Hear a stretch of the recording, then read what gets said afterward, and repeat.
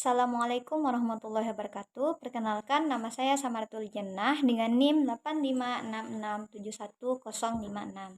Baik, pada video kali ini di modul 7 tentang topik sifat cahaya. Di sini saya akan melakukan sebuah praktikum yaitu dengan judul percobaan pemantulan cahaya. Adapun tujuan dari praktikum ini adalah yang pertama, dapat menjelaskan sifat-sifat cahaya. Yang kedua, dapat menjelaskan sifat-sifat bayangan yang dihasilkan oleh cermin. Yang ketiga, dapat menjelaskan sifat-sifat bayangan yang dihasilkan oleh lensa. Yang keempat, dapat menentukan fokus dari cermin cekung. Yang terakhir atau yang kelima adalah dapat menentukan fokus dari cermin cembung. Alat dan bahan yang digunakan untuk melakukan praktikum pemantulan cahaya ini, yang pertama ada kaca datar atau cermin datar, ada cermin cembung, saya memakai kaca spion, ada cermin cekung, saya memakai kaca senter, selanjutnya ada flash HP, ada juga kertas HPS, satu buah lilin, dan ada yang terakhir busur derajat. Baik, langkah pertama, susun lampu senter dan celah cahaya di depan cermin datar. Selanjutnya, nyalakan lampu senter dan amati baik jalannya berkas cahaya pada saat sebelum dan sesudah mengenai cermin datar.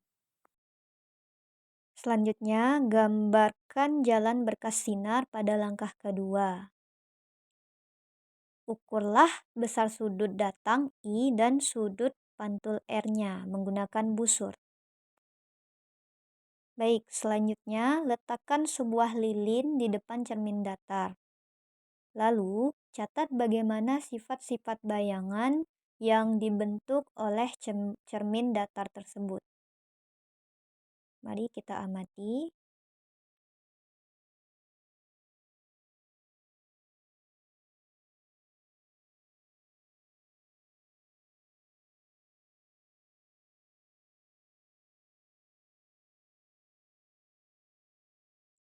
Nah, setelah diamati, pada percobaan menggunakan cermin datar ini, cahaya yang diarahkan ke permukaan cermin mengalami pemantulan dengan sudut datang sama dengan sudut pantulnya.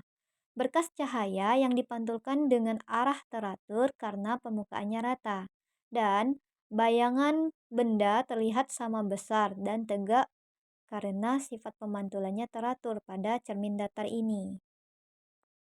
Baik, selanjutnya pada cermin cembung. Di sini saya sudah menyusun kertas HPS, sudah menyiapkan lilin dan kaca cembung.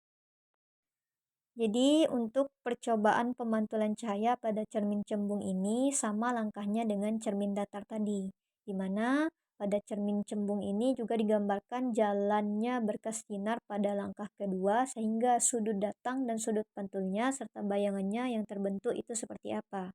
Lalu dicatat juga bagaimana sifat-sifat bayangan yang dibentuk oleh cermin cembung tersebut.